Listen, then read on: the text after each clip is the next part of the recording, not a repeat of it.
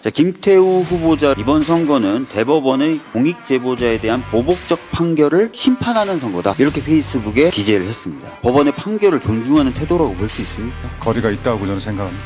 대법관님들, 심지어 윤석열 대통령이 지명했던 대법원장 후보자까지도 이 판결은 정치적 판결이 아니다. 김태우 후보자는 공익신고자가 아니다라고 거듭 얘기하고 있음에도 불구하고 한동훈 법무부 장관이 이 판결에 대해서 얘기를 하면서 김태우 후보자 행위가 공익신고가 아니라고 했는데 그거는 그냥 절차적 문제에 대한 판단이었을 뿐이다. 이렇게 얘기를 하는 거예요. 제가 판결문 다 읽어봤습니다. 그냥 법상 절차를 따르지 않은 그 정도에서 멈추는 것이 아니라 수단이나 방법도 상당하지 않았고 긴급성과 보충성도 인정되지 않는다. 본인에 대한 징계가 시작되자 그때서야 폭로를 시작했고 사적인 이익을 좀 추구한 정황도 보이고 등등등 하기 때문에 사회상규에 반하지 않는 행위로도 보이지 않는다. 라는 판단이 대법원까지 유지된 거 맞죠? 그렇다고 봐야겠습니다. 자, 그렇다면은 단순하게 법에서 정한 절차를 아쉽게 못 따랐지만 그래도 의미 있는 행동이다가 아니라 이 대법원 판결에 따르면 목적의 정당성도 인정되지 않는 그런 행위를 김태우 후보자가 했다. 자, 그럼에도 불구하고 계속해서 대법원의 판결에 대해서 투표로 심판하라. 정당합니까?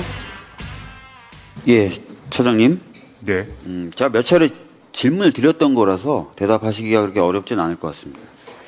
지금 이제 강서구청장 보궐선거가 진행되고 있습니다. 강서구청장 보궐선거가 진행되고 있는데 최근에 그 후보자 중 한 분이 페이스북에 이렇게 씁니다. 이번 선거는 대법원의 공익제보자에 대한 보복적 판결을 심판하는 선거다. 대법원의 판결을 심판하는 선거다. 이렇게 페이스북에 기재를 했습니다. 그리고 이 내용을 담은 현수막을 강서구 곳곳에 붙여놨습니다. 문정권을 위한 보복 판결, 투표로 심판하자. 자, 김태우 후보자를 이야기하는 겁니다. 국민의힘. 과거에도 제가 한번 처장님께 법사위 자리에서 공개적으로 질의를 드린 적이 있습니다. 김태우 후보자에 대해서 올해 5월에 나왔던 대법원 확정 판결이 과정이나 절차나 또는 그 내용이 정치적인 판결이었냐.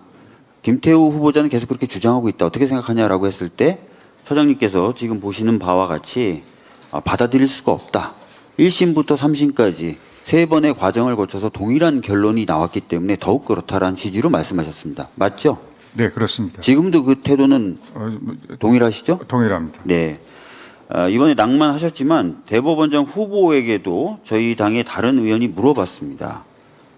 공익신고자 지위 김태우 후보자에 대해서 대법원이 인정했습니까? 인정받지 못했습니다. 그런데도 불구하고 공익신고자라고 말하면 이게 허위사실 공표는 안 될까요? 문제가 될 여지가 있습니다. 이렇게 답변을 했습니다. 다시 말씀드리면 이균용 후보자 역시도 지금 김상환 처장님과 동일하게 이 판결의 취지를 이해하고 있는 것으로 보여집니다. 맞죠? 그런 것으로 알고 있습니다. 네. 자, 이렇게 거듭 대법관님들 또는 심지어 윤석열 대통령이 지명했던 대법원장 후보자까지도 이 판결은 정치적 판결이 아니다. 그리고 이 판결에 따르면 김태우 후보자는 공익신고자가 아니다라고 거듭 얘기하고 있음에도 불구하고 방금 보여드린 것처럼 본인의 페이스북에 오히려 이 판결에 대해서 심판하는 선거다. 이렇게 홍보를 하고 있고 곳곳에 강서구 곳곳에 이런 현수막을 붙이고 있습니다. 이게 법원의 판결을 존중하는 태도라고 볼 수 있습니까?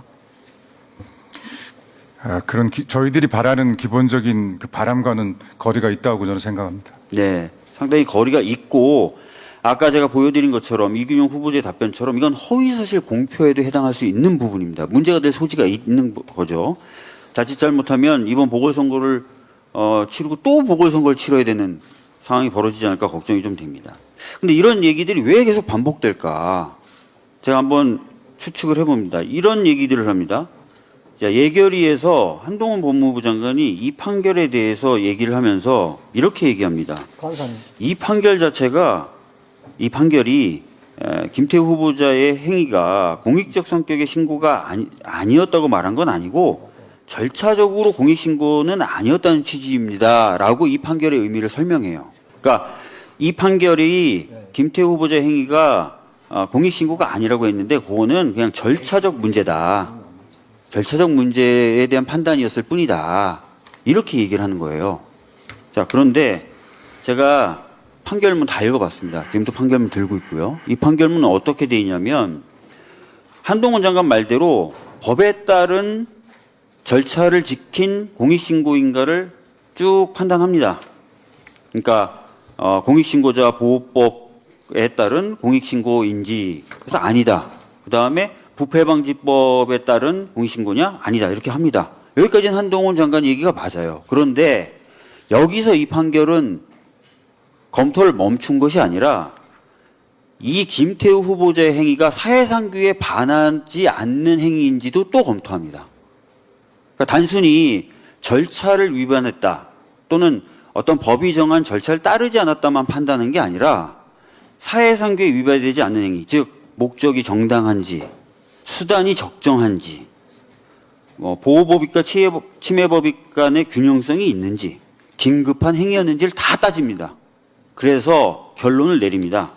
김태우 지금 후보자의 행위는 그냥 법상 절차를 따르지 않은 그 정도에서 멈추는 것이 아니라 수단이나 방법도 상당하지 않았고 긴급성과 보충성도 인정되지 않는다. 본인에 대한 징계가 시작되자 그때서야 폭로를 시작했고 사적인 이익을 좀 추구한 정황도 보이고 등등등 하기 때문에 사회상규에 반하지 않는 행위로도 보이지 않는다. 이거는 절차적 위배가 아니라 내용적 정당성까지 따진 거 아니겠습니까?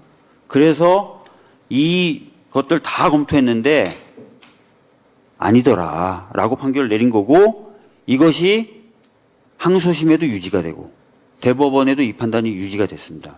대법원까지 이 판단 유지된 거 맞죠? 네. 그렇죠? 네네. 그래서 한동훈 장관 말대로 법령에 정한 절차만 따르지 않았다. 여기서 끝난 게 아니라 사회상규에 위배되지 않는 행위에도 해당되지 않는다라는 판단이 대법원까지 유지된 거 맞죠? 그렇다고 봐야겠습니다. 그렇죠? 네. 자, 그렇다면은 이게 그냥 단순하게 법에서 정한 절차를 아쉽게 못 따랐지만 그래도 의미 있는 행동이다가 아니라 이 대법원 판결에 따르면 목적의 정당성도 인정되지 않는 그런 행위를 김태우 후보자가 했다라고 볼 수밖에 없는 겁니다. 자, 그럼에도 불구하고 계속해서 현수막까지 걸면서 대법원의 판결에 대해서 투표로 심판하라. 대법원의 판결에 대해서 투표로 심판하라. 정당합니까? 저희들은 뭐 이 판결 자체에 대해서 제가 구체적으로 평가할 수는 위치해 있지는 않습니다만 판결 일반론적으로 그 판결 내용에 대한 정확한 이해와 오해 없는 전제를 전제로 한 평가는 가능하되 그렇지 않은 거에 대해서는 좀 더 억제하고 삼가해야 되는 것이 뭐 원칙이자 저희들 재판을 하고 있는 저희들의 일관된 바람이기도 합니다. 네, 맞습니다. 이런 행위는 이제 좀 중지되고 중단되어야 될 것 같습니다. 이상입니다. 박형수 의원님 질의하십시오.